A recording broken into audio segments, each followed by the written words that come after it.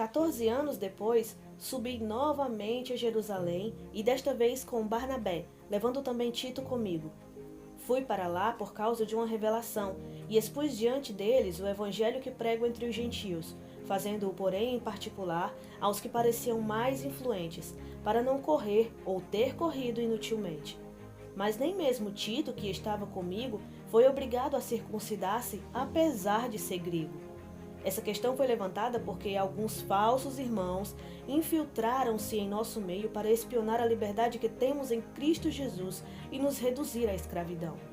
Não nos submetemos a eles nem por um instante, para que a verdade do Evangelho permanecesse com vocês. Quanto aos que pareciam influentes, o que eram, então, não faz diferença para mim. Deus não julga pela aparência. Tais homens influentes não me acrescentaram nada.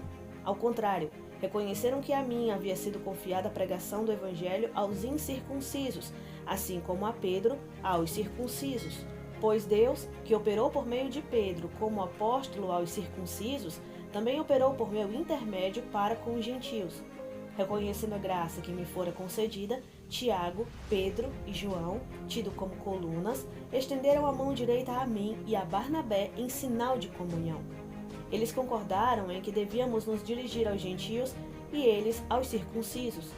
Somente pediram que nos lembrássemos dos pobres, o que me esforcei por fazer. Quando, porém, Pedro veio a Antioquia, enfrentei-o face a face por sua atitude condenável. Pois antes de chegarem alguns da parte de Tiago, ele comia com os gentios. Quando, porém, eles chegaram, afastou-se e separou-se dos gentios, temendo os que eram da circuncisão. Os demais judeus também se uniram a ele nessa hipocrisia, de modo que até Barnabé se deixou levar.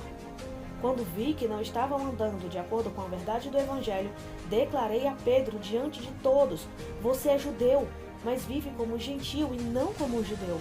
Portanto, como pode obrigar gentios a viverem como judeus?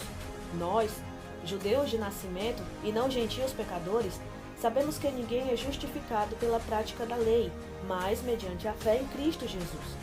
Assim, nós também cremos em Cristo Jesus para sermos justificados pela fé em Cristo, e não pela prática da lei, porque pela prática da lei ninguém será justificado. Se, porém, procurando ser justificados em Cristo, descobrimos que nós mesmos somos pecadores, será Cristo então ministro do pecado? De modo algum. Se reconstruo o que destruí, provo que sou transgressor. Pois por meio da lei eu morri para a lei, a fim de viver para Deus.